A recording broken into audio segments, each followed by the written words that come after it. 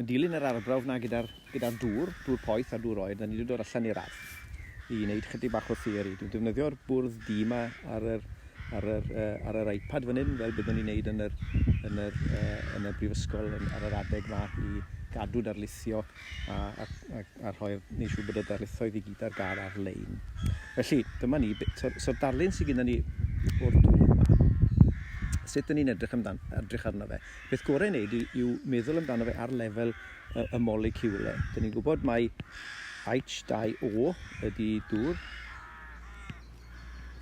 a'r darlun a'r moleciwl. Un o'r darlunau sydd gyda ni yw bod gyda ni atom o ocsigen a wedyn 2 atom o hydrogen. Ni'n gwybod dyma mwy na lai distrwytho fe. Da ni'n gallu meddwl amdano fe hefyd fel mas mawr o ocsigen a wedyn rhyw spring a mas bach o hydrogen a 2 o'r rheini. A mewn nwy, bydde da ni sawl un o'r rhain yn hollol ar wahân, yn mynd am byti busnes fel maen nhw eisiau. Ond mewn hylif, maen nhw'n digon agos i fod yr hylif yn llawer mwy dwys, ond dyn nhw ddim yn aros yn yr union rhan lle drwy'r amser, fel byddwn ni'n cael mewn solid, sef ia.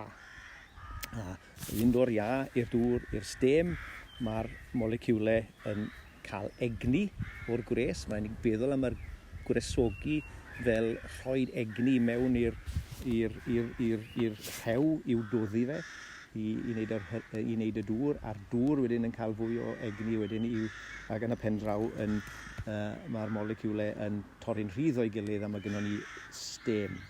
Felly mae'r sawl ffordd mae'r moleciwlau mae'n gallu ymateb i cael yr egni ychwanegol na. Maen nhw'n gallu symud o gwmpas yn haws a maen nhw hefyd yn gallu osglu yn fwy effeithiol.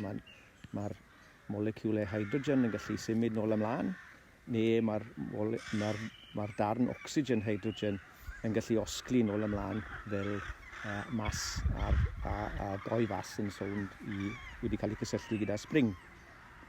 Felly hwn yw'r darlun sy'n esbonio ni pam bod dŵr poeth yn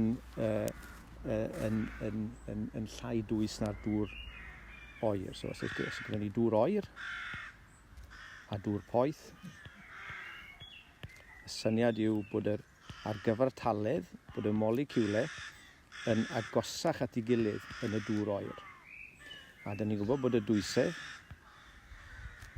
galwn ni fe'n dy, yw'r mas wedi'i rhannu gyda'r cyfaint, ac felly os yw'r cyfaint yr un fath, a mae gennym ni fwy o moleciwlau ar gyfartaledd yn y dŵr oer, mae'r mas yn uwch, a felly mae'r dwysedd yn uwch.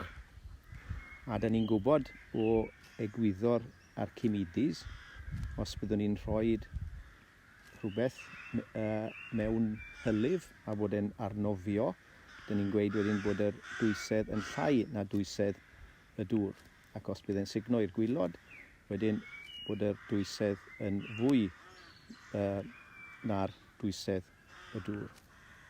Felly, beth sydd gennym ni yn yr arbrawf yw bod yr dŵr, os ni'n rhoi y dŵr poeth ar ben y dŵr oer,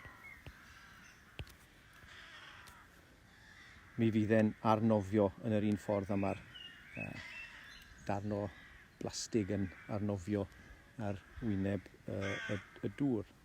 A mae hwn yn berthnasol i'r atmosffer, achos os ewn ni lan yn bell o'r ddaear, lan i'r uwch atmosffer. Mae hwn yn cael ei fesur yn yr ganolfan radar MST, mesosffer, stratosffer, troposffer, lawr y lôn fan hyn yng Nghapel Dewi. Mae hwn yn waith mae yr athro Geraint Fawn yn wneud yn Brifysgol Manceinion.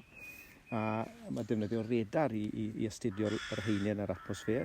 Ond os edrychwn ni ar y tymheredd a'r uchder, mae'r tymheredd yn gallu codi wrth fynd o un haen i'r nesaf. A mae'r sefyllfa yma'n union gynno ni yn yr atmosffer, lle mae yna haen o glir rhwng yr heiniau yma.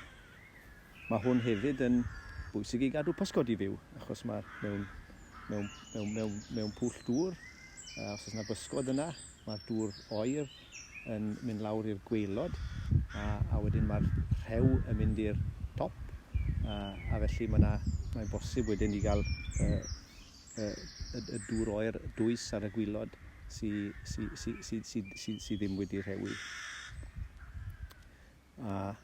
Os byddwn ni'n wneud yr gwrthwyneb, lle bod ni'n cymryd y dŵr oer a rhoi ar ben y dŵr poeth, mae hwn wedyn mwy tebyg i'r sefyllfa lle mae'r dŵr oer yn mynd i fynd lawr a'r dŵr poeth yn mynd i fynd i fyny, a wedyn hwn yn mynd i fod yn gymysg yn dipyn haws. Felly mae hwn, fel welon ni yn yr arbrawf, yn para rhyw 15 munud, a maen nhw dal ar wahân a dal ar tymheredd gwannol. Ond yn y sefyllfa yma, welon ni o fewn eiliadau bod nhw'n cymysgu a bod nhw'n cyrraedd yr un tymheredd sydd rhwng y tymheredd y dŵr oer a'r tymheredd y dŵr poeth, yn ôl y deddfe thermodynamig da ni'n disgwyl i'w dilyn yn ein cyrsiau ffiseg ni.